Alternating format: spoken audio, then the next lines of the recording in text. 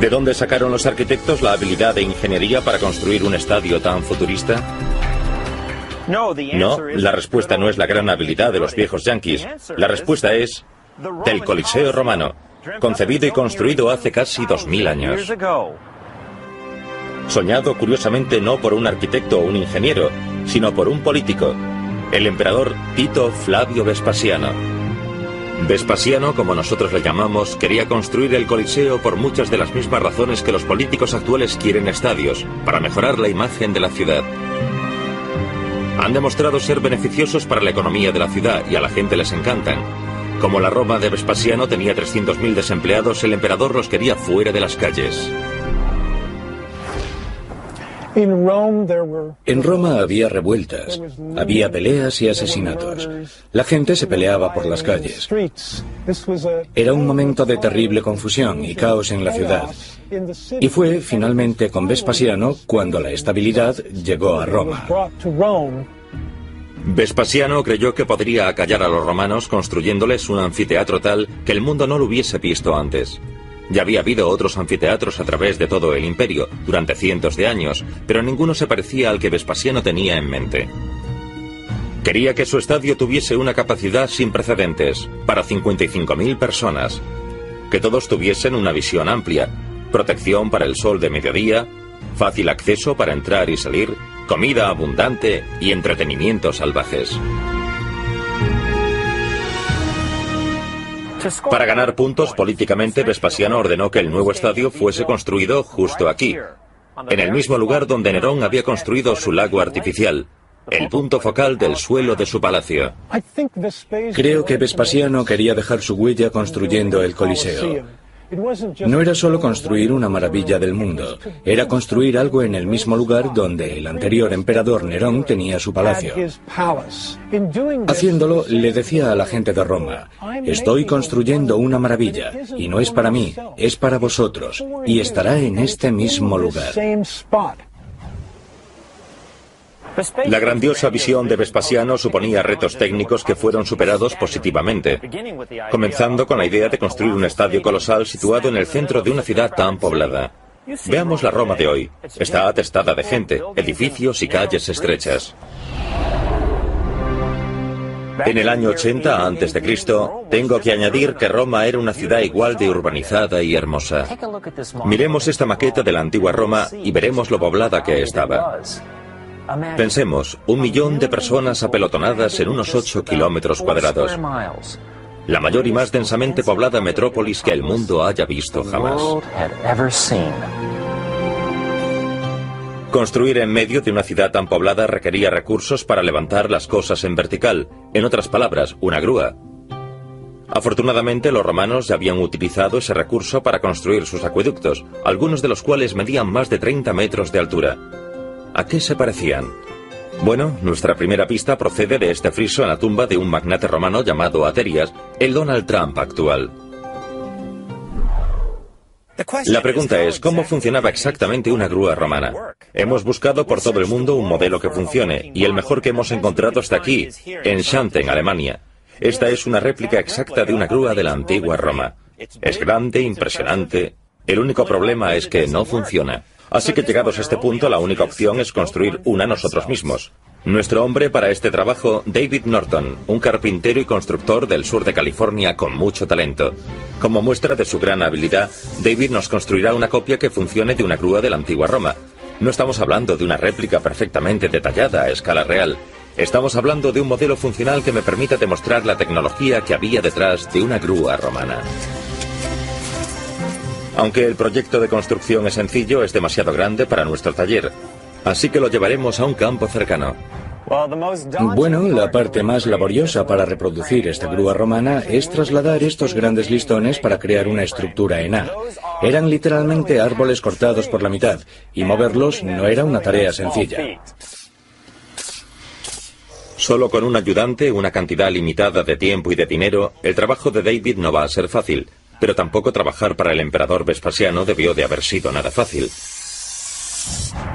Las grúas se usan continuamente para construir rascacielos, por supuesto, pero fijaos en estos pequeños. Se utilizan para construir el nuevo estadio de Wembley, en Inglaterra. Es impresionante pensar que son los descendientes directos de la grúa de la antigua Roma, que nosotros estamos recreando en el sur de California. Hablando de eso, nuestro hombre, David Norton, ha estado serrando, martilleando y ensamblando durante 3 días. Y yo estoy aquí para ver si lleva bien la tarea. Sí. Así que confías en que vaya a funcionar. Bueno, ahora lo veremos. Es el momento de la verdad, veámoslo. Supongo que hay serias dudas sobre cómo funciona esto, ¿no? Totalmente. Cuéntamelo. Bueno, tenemos aquí un par de brazos que pueden arrancarte la cabeza si la pusieras ahí mientras estás girando. Así que tengo que mantenerme en la cabina. Mantén las manos y los brazos dentro todo el tiempo. Grasa. No es muy agradable. Muy desagradable para tenerla en la ropa, no se quitaría. Bien, vamos allá. Esta grúa está construida de tal manera que si yo muevo esta rueda en la dirección de las agujas del reloj, vamos pequeña, entonces podremos levantar ese peso que hay ahí. Y vaya, es más difícil de lo que parece. Girando esta rueda del tamaño de un hámster humano, estoy girando el eje que sujeta la cuerda del sistema de poleas. Supongo que hace 2000 años, una grúa romana de tamaño normal era manejada por lo que podríamos llamar técnicos de rotación de la rueda, también conocidos como esclavos, y se necesitarían unos 5. Ahora lo estoy haciendo todo yo solo. Este sistema de poleas de la grúa me da una ventaja mecánica de 4-1. Si no tuviese esa ventaja mecánica, no habría forma de que alguien como yo pudiese levantar 200 kilos de bloques de cemento. ¿Seremos capaces de ver en nuestra recreación el alma y el corazón de una antigua grúa romana? El mecanismo clave que la hacía funcionar eran las poleas. Lo curioso sobre las poleas es que cuando se utilizan combinadas como esta, multiplican su fuerza. 2 poleas en efecto te hace 2 veces poderoso, 3 poleas 3 veces y así sucesivamente. Pero con una polea combinada de 3-1, si queremos levantar algo 3 metros, necesitaremos tirar 10 metros de cuerda. Se lo mostraré. He construido una combinación de poleas aquí, y esta es una piedra que pesa unos 200 kilos. Por mí mismo no hay forma de poderla levantar. Pero fíjense lo que sucede cuando estas poleas multiplican mi fuerza. Con un poco de esfuerzo, puedo hacer que funcione. La polea combinada es el principio que esconde la polea romana. Así se construyó el Coliseo romano. Bueno, las poleas romanas eran una parte muy importante de la tecnología romana y las utilizaban en la mayoría de los grandes proyectos de construcción.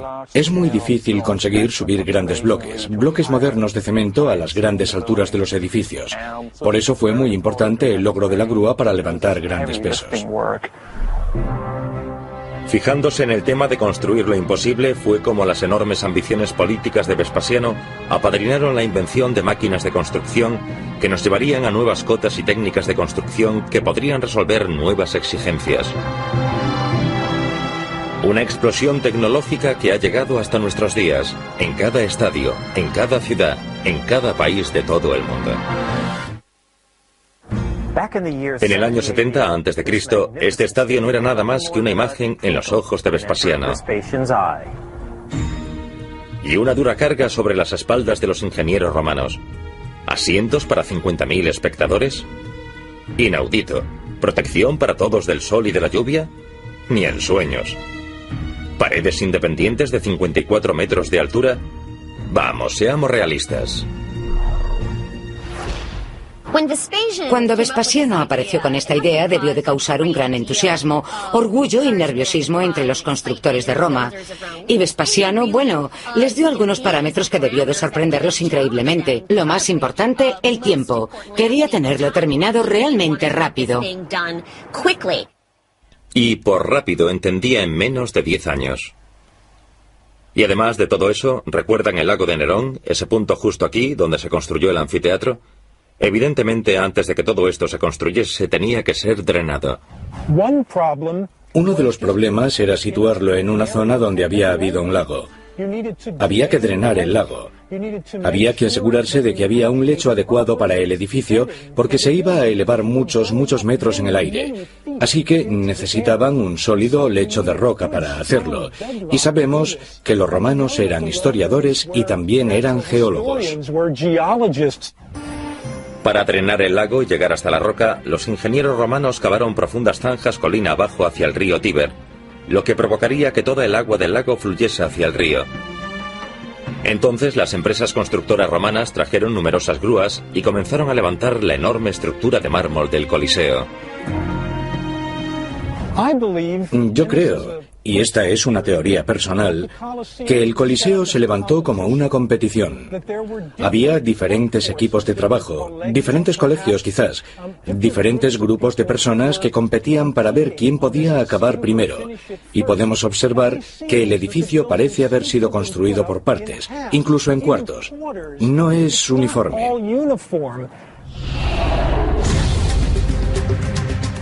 Además de las grúas, el cemento era y aún es la clave de la construcción del estadio. Aquí en Wembley llevan empleados casi 3 millones cúbicos de cemento. ¿De dónde salió el cemento? ¡De los antiguos romanos! Así es, y los antiguos romanos en cambio lo sacaban de la madre naturaleza. Resulta que la ceniza volcánica mezclada con agua se endurece como una roca. Miren lo que pasó un año antes de que el Coliseo estuviese terminado. Erupcionó el monte Vesubio. Una lluvia de cenizas cubrió la ciudad de Pompeya, convirtiéndola y convirtiendo a sus habitantes en terribles esculturas de piedra. La ceniza volcánica, o lo que ellos llaman pozzolana, era el ingrediente clave de una receta de cemento que los antiguos romanos utilizaron para construir el Coliseo. Ahora bien, a la pozzolana le añadían un poco de cal, un poco de gravilla y por supuesto agua, como la que yo cojo del río Tíber aquí mismo. Y el resultado, un cemento que en muchos sentidos era más fuerte que el de hoy. Después ellos fabricaban estructuras de madera. De hecho, hacían muchas de madera, y después vertían el cemento con mucho cuidado. Lo moldeaban, lo dejaban cuajar, secar, y así conseguían unas estructuras increíblemente fuertes. Gracias a las grúas y al cemento, estructuras gigantes como el nuevo estadio de Wembley son posibles. Y gracias también a algo que solemos dar por hecho. Fíjense en el arco. Aquí en el nuevo estadio de Wembley, en Inglaterra, este arco es tan grande que se puede ver desde todo Londres, y es tan fuerte que podrá soportar un techo que mide 4.000 metros cuadrados. Y prepárense, 7 millones de kilos.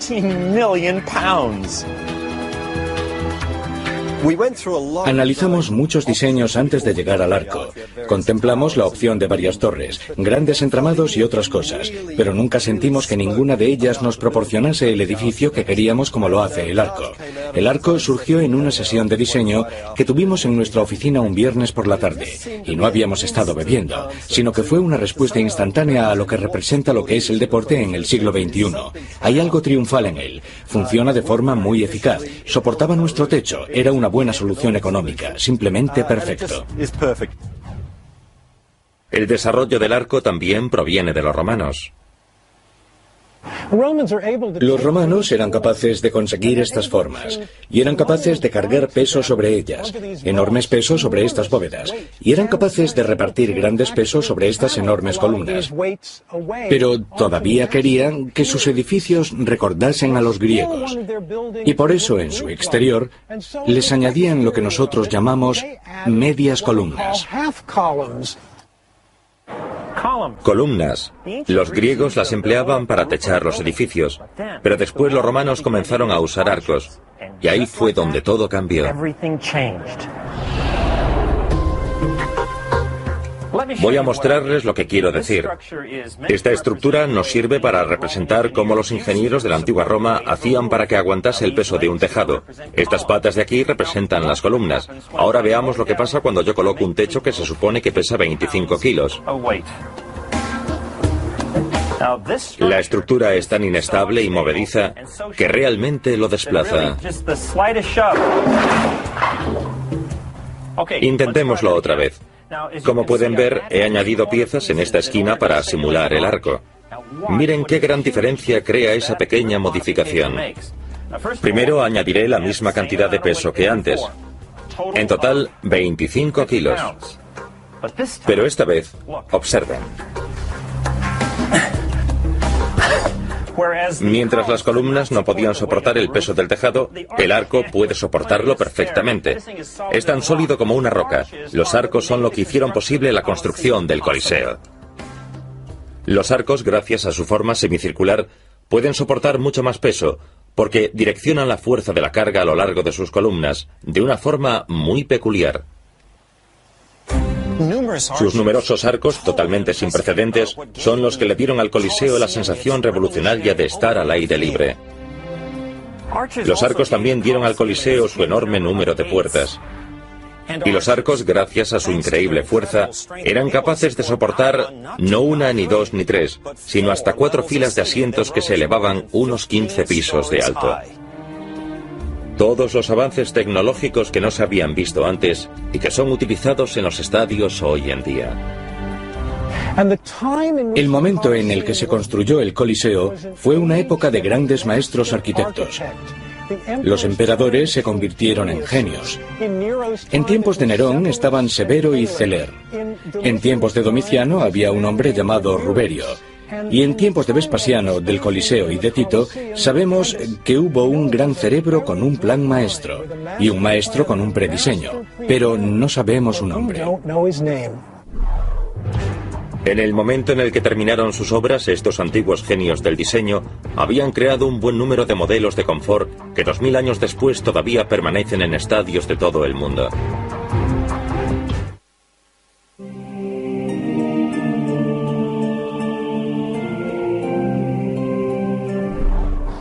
Es curioso pensar que la entrada en el Coliseo de Los Ángeles de hoy en día es igual que la entrada al Coliseo original al que acudían los ciudadanos romanos de hace 2000 años.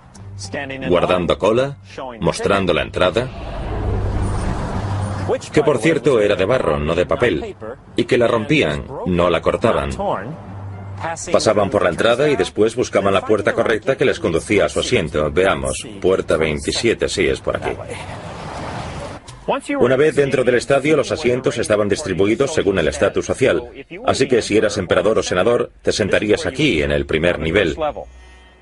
Si eras aristócrata, te sentarías en el segundo nivel, y si eras una persona cualquiera, te sentarías en el tercer nivel. Y podía ser peor, si eras mujer o esclavo, te sentarías en las gradas blancas, las más altas, junto a las palomas. Pero no importaba dónde se sentara uno en este impresionante anfiteatro. Los 55.000 espectadores tenían todos un nivel de confort y lujo sin precedentes. Pensemos que esa no era una tarea fácil. Los juegos de hoy en día, ¿cuánto duran generalmente? 3 o 4 horas. Pero volvamos atrás. Los espectadores a menudo pasaban allí todo el día y a veces parte de la noche. En verano eso significaba proteger a los espectadores del brutal sol mediterráneo. En Inglaterra el sol no es tan fuerte, pero aún así el nuevo estadio de Wembley estará protegido de los elementos por un enorme techo móvil. Estará accionado por gigantes motores de 1000 caballos de potencia. Una idea inteligente, ¿verdad? Pero gracias a los romanos, no a los británicos. El antiguo Coliseo romano fue el primer estadio que tuvo un techo retráctil. Le llamaban el velarium. El Coliseo de Roma, en algún sentido, lideró el cambio tecnológico que se produjo al poder mover el tejado utilizando una construcción manual. Se trataba de dar sombra a los espectadores de Roma. Nuestro tejado tiene una función diferente, pero existe un paralelismo, porque nosotros también podemos mover los paneles del tejado para conseguir diferentes condiciones ambientales dentro de la zona de juegos. ¿Cómo podían arreglárselas para manejar un tejado gigante hace 2000 años? Aquí tenemos una pista. Aquí es donde el Coliseo albergaba a un grupo de marineros de élite de la ciudad portuaria de Misenum, a unos 100 kilómetros de distancia. ¿Por qué marineros? Ah, la respuesta reside en el propio velarium. El velarium era un toldo circular enorme que colgaba de unos mástiles de madera, subiendo el tejado del Coliseo a su nivel más alto, y se sostenía por unas abrazaderas que, como se puede ver aquí, todavía existen después de cientos de años. En la parte superior del Coliseo había una viga vertical enorme que podía ser de roble o de pino. y estas vigas estaban situadas todo alrededor del exterior. De ellas colgaban los aparejos para atar poleas y cuerdas y todas esas cosas.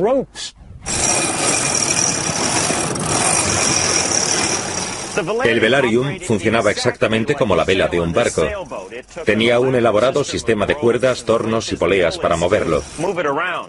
Con una importante excepción. Yo puedo manejar esta vela por mí mismo, pero los historiadores calculan que se necesitaban unos 1000 marineros de élite para poder mover el toldo del velarium. Eso explica el porqué de estos barracones navales. Ahí es donde se alojaban los muy honrados marineros del velarium. Los atletas y los espectadores bajo el calor de la competición requerían a menudo más que un techo que les diese sombra para mantenerse frescos. Y ahí es donde entran los dispensadores de agua. Y cuando el agua llegaba a la piel caliente, las gotas de agua se evaporaban, llevándose el vapor con ellas. ¿De dónde surgió esa idea? ¿De dónde? Según los historiadores, había zonas a lo largo de todo el Coliseo donde uno podía ser rociado con agua perfumada. La idea era mantener a los sudorosos espectadores romanos frescos y con buen olor. Otra forma de mantener a todo el mundo cómodo, las salas de descanso. Aquí en el nuevo estadio de Wembley está planeado construir más de 2.500 baños públicos. En la parte inferior hay aire acondicionado, fuentes de agua, baños... Porque el H2O es vida para cualquier estadio. El agua es crucial para la vida en todas las civilizaciones, y particularmente en los estadios donde los acontecimientos duran mucho tiempo, o en los países cálidos en donde se necesita una provisión de agua potable. También se necesitan sanitarios. Ese es un asunto más importante hoy que en tiempos pasados. En los tiempos en los que se ideó el Coliseo, nadie conocía el agua y su manejo mejor que los romanos. Mientras el resto del mundo todavía la sacaba de los pozos o la cargaba a sus espaldas, los romanos ya tenían una increíble red de acueductos, parte de los cuales todavía existen hoy. Estos acueductos existían a lo largo de todo el imperio y supusieron el milagro que hoy damos por garantizado, el agua corriente. A finales del siglo I, Roma era alimentada por 10 acueductos, que en total suponían casi 500 kilómetros de longitud. Según las antiguas fuentes, el 18% del agua era para el emperador, el 39% para los ciudadanos particulares y el 44% para los servicios públicos. Los romanos utilizaban los acueductos para llevar el agua a los baños públicos, como este, que créanme, por aquel entonces eran algo importante.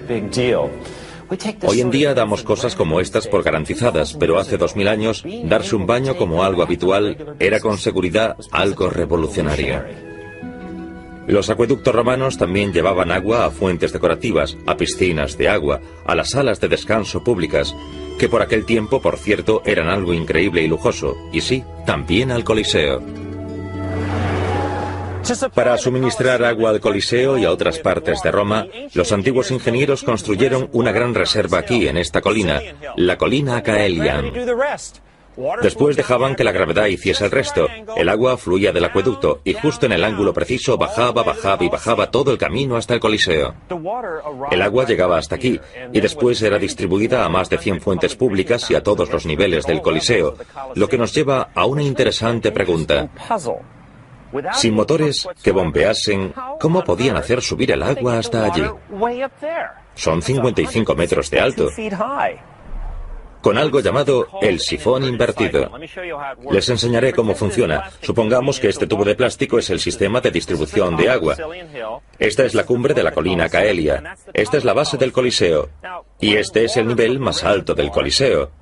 Cuando el agua de la reserva bajaba por el acueducto por la colina Caelia, el agua pasaba por la tubería de la reserva y reunía la suficiente para trasladarla todo el camino hasta las fuentes del Coliseo. Así es como lo hacían sin bombear. Algunos historiadores creen que el Coliseo utilizaba su suministro de agua para las grandes batallas navales que organizaban como entretenimiento.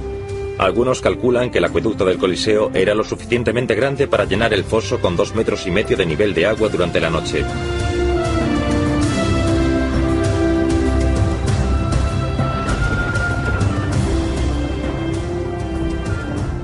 Pero quizás más difícil que llevar el agua al Coliseo era mantenerla allí.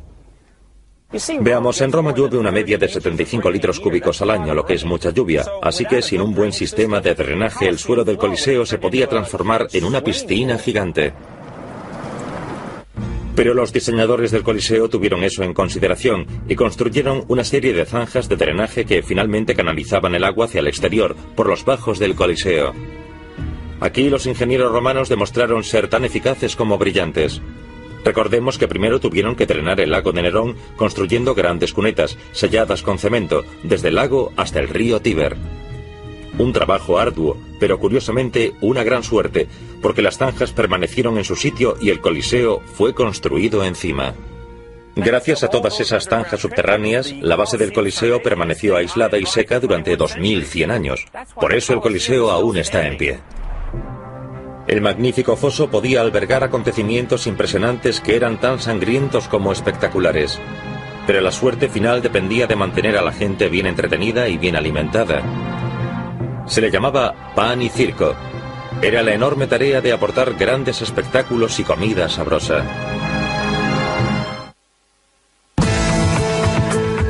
El estadio Petco, en San Diego, es el hogar de los Padres de San Diego. Al igual que muchos de los estadios modernos, puede albergar de todo, desde juegos de béisbol a conciertos de rock and roll y espectáculos con fuegos artificiales. Eso vale también para el nuevo estadio de Wembley. Este edificio está diseñado para funcionar 7 días a la semana. Tendrá mucha actividad.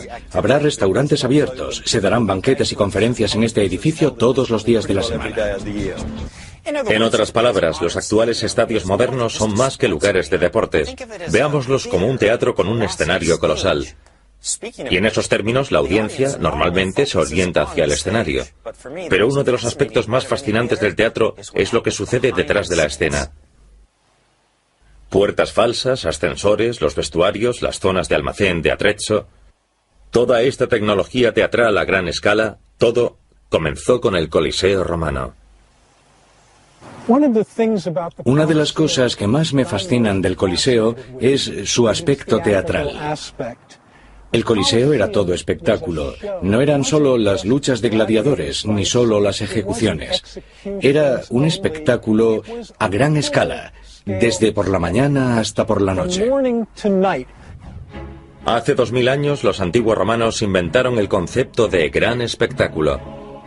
Espectáculos de varios días que incluían gladiadores, animales salvajes, batallas navales, escenarios elaborados, grandes recursos mecánicos, orcas gigantes y grandes cambios de vestuario. El Coliseo romano era como Las Vegas de hoy en día, el lugar de reunión más lujoso y más entretenido que el mundo haya visto nunca. Yo creo que un romano que fuese al Coliseo por primera vez tenía que quedarse totalmente aturdido. Tenían que sentirse embobados, tanto por la ingeniería como por el espectáculo que veían. Cuando camino hacia el Coliseo, me impresiona la sofisticación de la ingeniería que alberga, y al mismo tiempo me sobrecoge la sensación de horror. Después de todo, es un monumento a una de las cosas más horribles que han tenido lugar en la historia de la humanidad. La película Gladiador retrata con bastante precisión la grandiosidad del Coliseo. Casi todas las mañanas comenzaban con las venatio, o escenas febriles que incluían muchos animales salvajes. Leones, tigres y osos pasaban hambre durante días para poder atacar en el foso a cualquier pobre infeliz que estuviese allí. A veces los propios animales eran perseguidos y asesinados por cazadores profesionales. Después se transformaba en un circo. Se podía asistir a las actuaciones circenses con números de elefantes. Había mujeres gladiadoras, podía haber enanos y podían verse senadores de 75 años de edad jugando un partido. La base del escenario del Coliseo era solo la punta del iceberg. Debajo, como podemos ver, había todo un mundo subterráneo llamado el hipogeo. Era una madriguera de estrechos pasillos, pequeñas estancias y cámaras completamente aisladas de los ojos de los espectadores. Los cuidadores, llamados bestiari, conducían a los animales salvajes a través de esos pasillos hasta sus jaulas. Los animales enjaulados eran entonces llevados a unos ascensores accionados a mano y trasladados hasta las puertas que daban al foso. Era teatro, era sangriento y era escalofriante. Por ejemplo, cuando representaban tragedias griegas, si el apuntador llamaba a alguien que tenía que morir, el personaje, que solía interpretarlo un criminal, moría realmente. Parece que no dejaban nada al azar. Desde el proscenio podían surgir escenarios completos que, a medida que subían al nivel de las estructuras, se abrían y se desplegaban de repente ante sus ojos. Así que uno podía ver una montaña, podía ver pequeños edificios, todas las estructuras que uno se pueda imaginar. Todo ello quedaba instalado sobre el foso. A mediodía en el Coliseo era el momento del acontecimiento principal, los gladiadores. Este es el Ludus Magnus, la sala de los gladiadores. Es de suponer que muchos de ellos era lo último que veían antes de salir al Coliseo para encontrar una muerte sangrienta. Los gladiadores hacían su gran entrada a través de este túnel que está debajo de mí. Junto con los acróbatas, músicos y juglares, los juegos de los gladiadores eran como los sábados de la Super Bowl de hoy, y aquellos hombres eran las superestrellas. El modo en el que nosotros idolatramos y casi endiosamos a nuestros grandes atletas debía de ser casi igual en la antigua Roma. Los gladiadores tenían seguidores. Los gladiadores de la antigua Roma también tenían clubs de fans que los seguían. Y había admiradoras, mujeres que seguían a los gladiadores. Estos hombres eran sex symbols, como lo son los atletas famosos de hoy. Los estadios modernos de hoy no solo nos entretienen, también nos alimentan. Yo, por ejemplo, no puedo imaginar un partido sin un perrito caliente, un refresco o un paquete de cacahuetes. Gracias. En el antiguo Coliseo, los romanos también tenían sus aperitivos favoritos. Pero créanme, su comida no era como la que nosotros acostumbramos a comer durante un partido. Tomaban fruta fresca, pan, queso y cosas así. Pero también tenían un aperitivo de verduras con salsa de pescado llamado gerum. Que, no bromeo, estaba hecho de las vísceras fermentadas de las anguilas negras. Tengo que probarlo. Oh, sí. Y si eso no calmaba su apetito, también tenían el equivalente al perrito caliente y cerveza. Era una pasta aromatizada con cebollas crudas o ajo, majado en vino y un poco de sal. Y si formaba usted parte de las clases bajas, no se preocupe, le darían de comer la carne de los animales sacrificados durante los juegos, un poquito para cada uno. De todas las experiencias del Coliseo, una de las más delicadas era la música de fondo. Pero por aquel entonces no era una música por la que morir, era una música con la que morir. Imaginémoslo, los gladiadores matándose entre ellos a los acordes de la música de un órgano. Así es, el Coliseo romano tenía un órgano, pero no estaba accionado por aire como los órganos modernos, estaba accionado por... ¿qué si no? Agua. Les mostraré lo que quiero decir.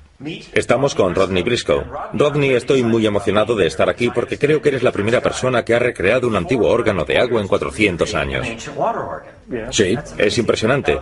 Este del que me hablas tiene la cuarta parte del tamaño del que había en el Coliseo romano. Por lo que sabemos, sí. ¿Podemos probarlo? Vaya. Hablábamos de una prueba. Originalmente se supone que tenía una corriente que básicamente atravesaba por aquí para llenarlo de agua. Tenemos un bombeo de agua. Ahora explícame cómo funciona. Sí, el agua entra por la parte superior y va drenando hacia el tanque de la parte inferior aspirando aire. Ah, ya veo. Si miramos aquí abajo vemos las burbujas de aire. Todas esas burbujas son el aire que ha aspirado y que produce la presión de aire.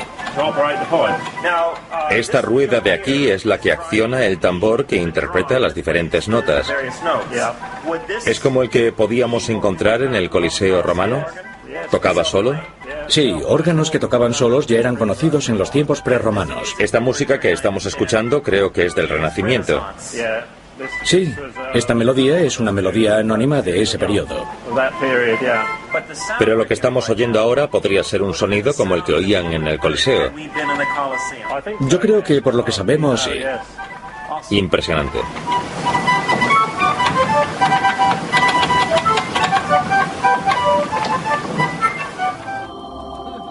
Hoy en día la tradición musical del Coliseo romano continúa, aunque por suerte las partituras musicales no son para espectáculos tan sangrientos, sino para la gente que cruza masivamente las puertas de entrada del campo.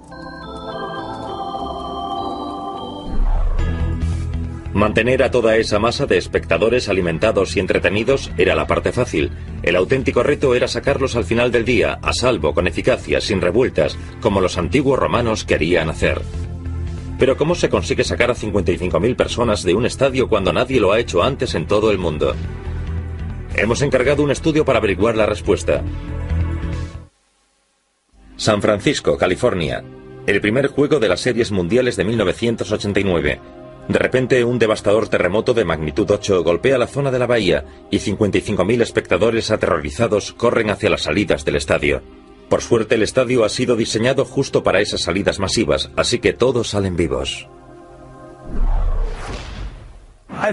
Yo creo que el terremoto de San Francisco demostró que los sistemas de salida del estadio eran los adecuados.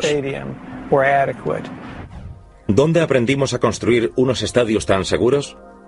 Todo comenzó, no es sorprendente, en el antiguo Coliseo. Los romanos inventaron el control de las masas, sin ninguna duda. Las entradas para los juegos de gladiadores eran libres, así que todo el mundo quería ir. El Coliseo estaba siempre lleno, lleno hasta los topes con 55.000 espectadores hambrientos, gritones y con tendencia a las disputas. Pensémoslo, era bastante fácil introducirlos en el Coliseo con seguridad. Los espectadores llegaban al Coliseo en distintos momentos, porque el Coliseo tenía un número de puertas sin precedentes, 76 en total. El gran reto era sacarlos de allí a salvo y en orden. Antes como ahora, al final de cada espectáculo, todos quieren salir al mismo tiempo. Lo que hacemos es un análisis del tiempo de salida, hasta la última persona que abandona el último asiento de la última grada. ¿Cuánto tiempo le lleva llegar hasta la puerta? Y en este edificio es de unos 12 minutos. Hoy hay una ciencia completa dedicada a estudiar el tráfico de gente. Para estudiar cómo usted y yo entramos en los edificios, nos movemos dentro de ellos y los abandonamos. Hoy, si uno es arquitecto y diseña una tienda, un crucero, un casino, un museo o un lugar de deportes en Norteamérica, cualquier lugar que requiera mucho tráfico de gente, entonces la ley le obligará a consultar antes con ingenieros como estos. Todo es por la seguridad. Todo es para que los espectadores disfruten del día y se sientan a salvo. Hace 2000 años no existía la ciencia del tráfico de gente, no había leyes sobre el control de las masas, no había experiencia previa sobre cómo manejar a 55.000 personas en un edificio. Todos los diseñadores del Coliseo tuvieron que guiarse por sus instintos sobre ingeniería. Y qué brillantes instintos tenían. Los historiadores creen que las puertas del Coliseo y los pasillos aislados estaban tan perfectamente situados que los 55.000 espectadores podían abandonar con seguridad el edificio en menos de 15 minutos. Lo que han oído, en menos de 15 minutos. Así que es impresionante lo que lograron conseguir con respecto al tiempo de salida. No se diferencia mucho de la salida de un estadio moderno. Quizás lo podamos definir de una forma un poco más clara de lo que ellos podían hacer, pero con el mismo resultado. Que sepamos, nadie había intentado calcular esto antes.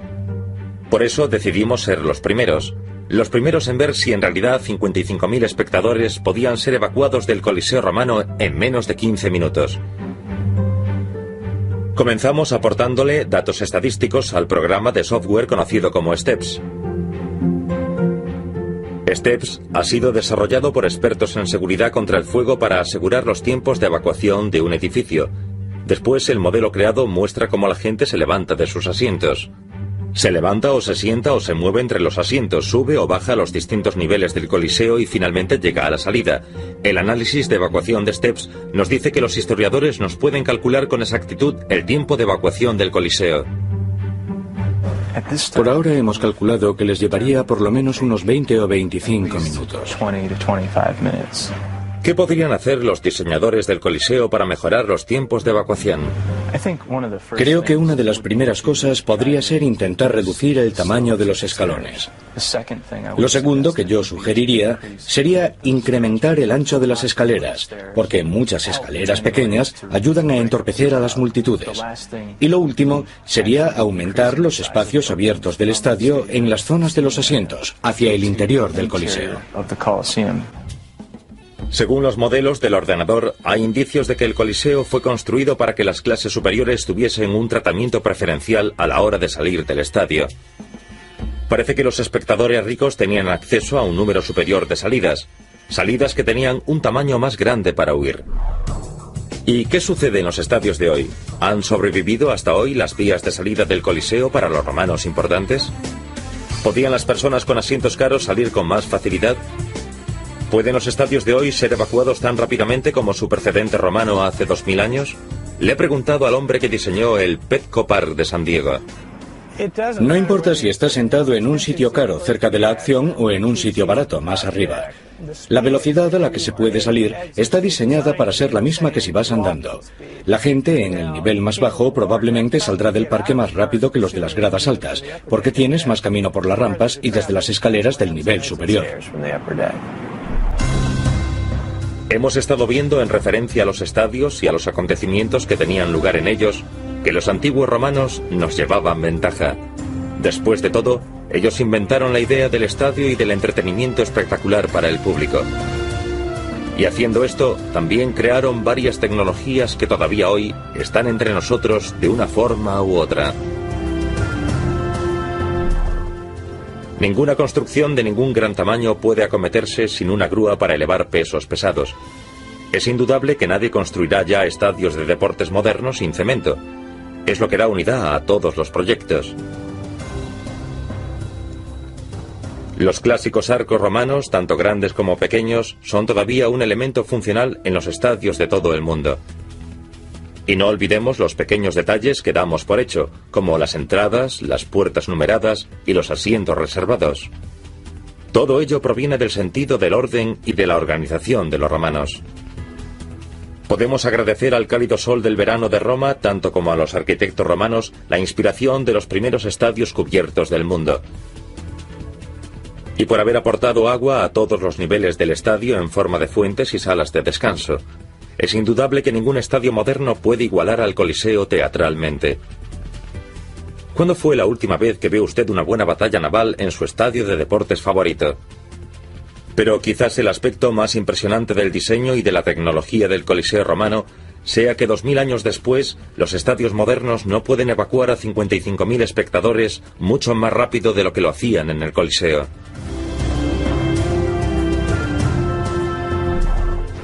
¿En qué lugar nos deja eso? Bueno, con una sensación muy frustrante. Después de 22 siglos nos quedamos sorprendidos con los romanos y con su magnífico Coliseo. Soy Michael Gillen. Nos veremos en el próximo episodio de El origen de las cosas.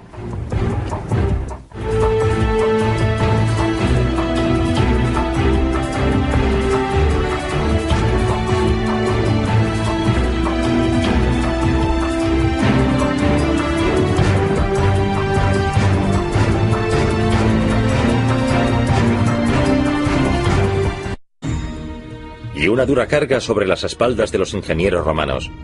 ¿Asientos para 50.000 espectadores? Inaudito. ¿Protección para todos del sol y de la lluvia? Ni en sueños.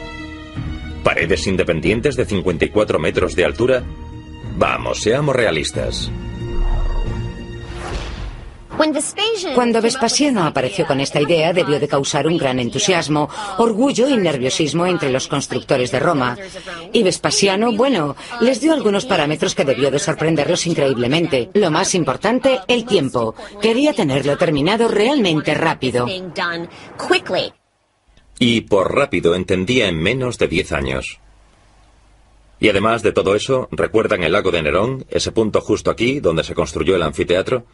Evidentemente, antes de que todo esto se construyese, tenía que ser drenado. Uno de los problemas era situarlo en una zona donde había habido un lago. Había que drenar el lago. Había que asegurarse de que había un lecho adecuado para el edificio, porque se iba a elevar muchos metros en el aire. Así que necesitaban un sólido lecho de roca para hacerlo. Y sabemos que los romanos eran historiadores y también eran geólogos. Para drenar el lago y llegar hasta la roca, los ingenieros romanos cavaron profundas zanjas colina abajo hacia el río Tíber, lo que provocaría que toda el agua del lago fluyese hacia el río. Entonces las empresas constructoras romanas trajeron numerosas grúas y comenzaron a levantar la enorme estructura de mármol del Coliseo. Yo creo, y esta es una teoría personal, que el Coliseo se levantó como una competición.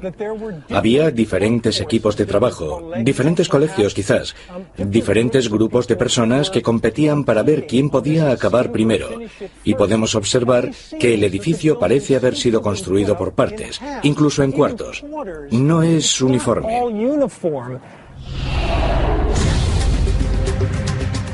Además de las grúas, el cemento era y aún es la clave. Este sistema de poleas de la grúa me da una ventaja mecánica de 4-1. Si no tuviese esa ventaja mecánica, no habría forma de que alguien como yo pudiese levantar 200 kilos de bloques de cemento.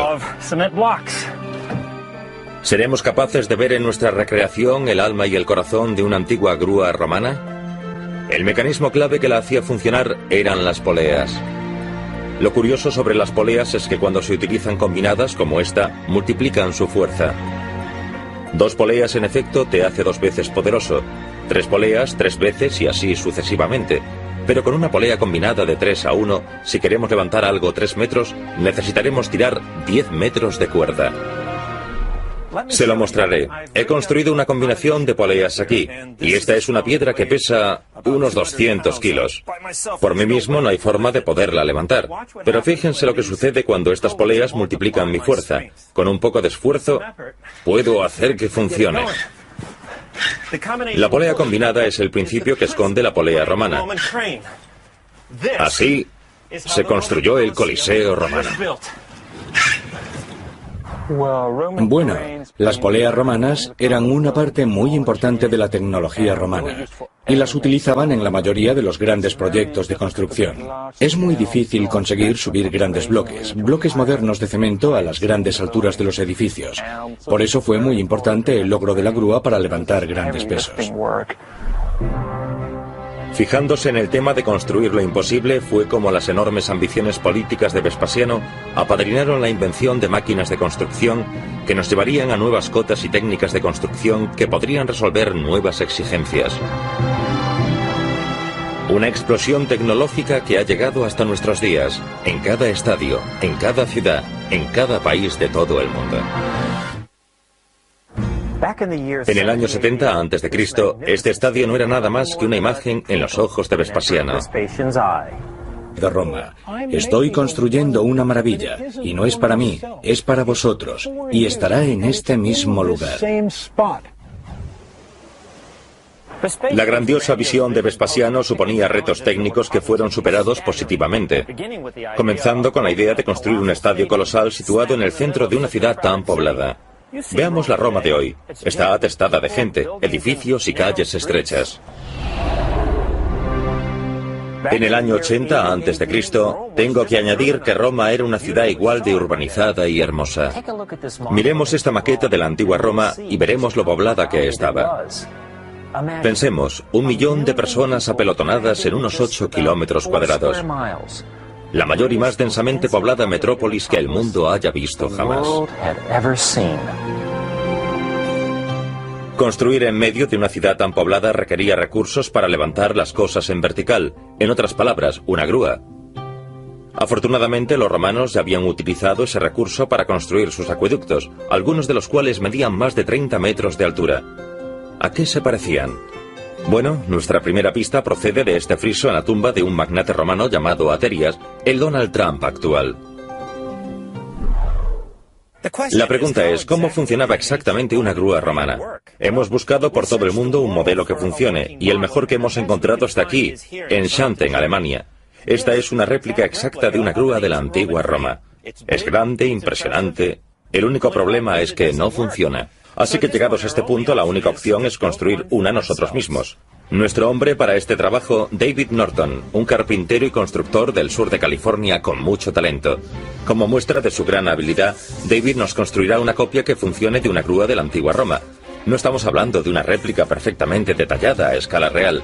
Estamos hablando de un modelo funcional que me permita demostrar la tecnología que había detrás de una grúa romana. Aunque el proyecto de construcción es sencillo, es demasiado grande para nuestro taller. Así que lo llevaremos a un campo cercano. ¿De dónde sacaron los arquitectos la habilidad de ingeniería para construir un estadio tan futurista? No, la respuesta no es la gran habilidad de los viejos yanquis. La respuesta es del Coliseo romano, concebido y construido hace casi 2000 años. Soñado curiosamente no por un arquitecto o un ingeniero, sino por un político, el emperador Tito Flavio Vespasiano. Vespasiano, como nosotros le llamamos, quería construir el Coliseo por muchas de las mismas razones que los políticos actuales quieren estadios, para mejorar la imagen de la ciudad. Han demostrado ser beneficiosos para la economía de la ciudad y a la gente les encantan. Como la Roma de Vespasiano tenía 300.000 desempleados, el emperador los quería fuera de las calles.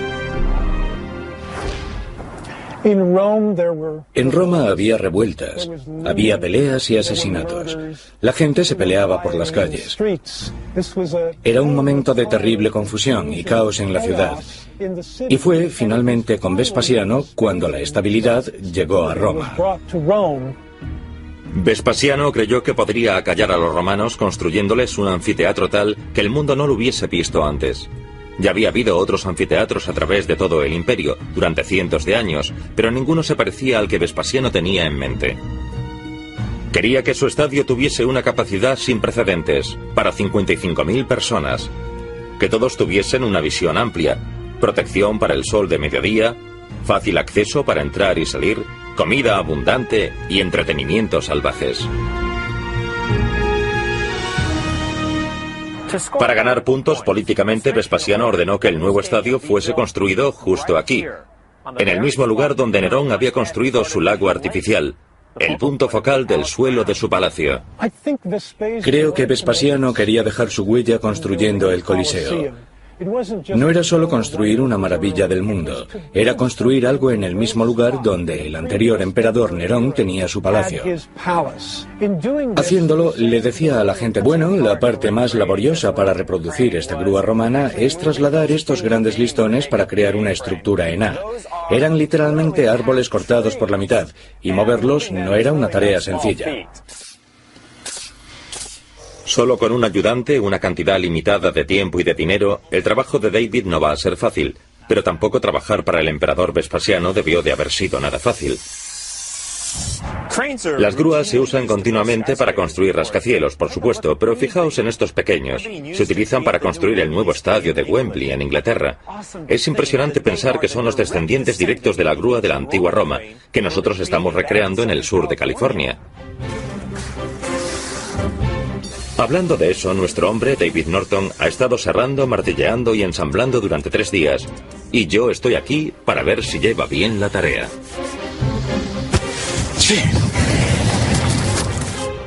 Así que confías en que vaya a funcionar. Bueno, ahora lo veremos. Es el momento de la verdad, veámoslo. Supongo que hay serias dudas sobre cómo funciona esto, ¿no? Totalmente. Cuéntamelo. Bueno, tenemos aquí un par de brazos que pueden arrancarte la cabeza si la pusieras ahí mientras estás girando. Así que tengo que mantenerme en la cabina. Mantén las manos y los brazos dentro todo el tiempo. Grasa. No es muy agradable. Muy desagradable para tenerla en la ropa, no se quitaría. Bien, vamos allá.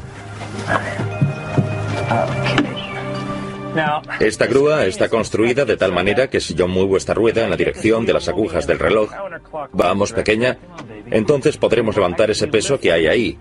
Y vaya, es más difícil de lo que parece. Girando esta rueda del tamaño de un hámster humano, estoy girando el eje que sujeta la cuerda del sistema de poleas. Supongo que hace 2000 años, una grúa romana de tamaño normal era manejada por lo que podríamos llamar técnicos de rotación de la rueda, también conocidos como esclavos, y se necesitarían unos 5. Ahora lo estoy haciendo todo yo solo.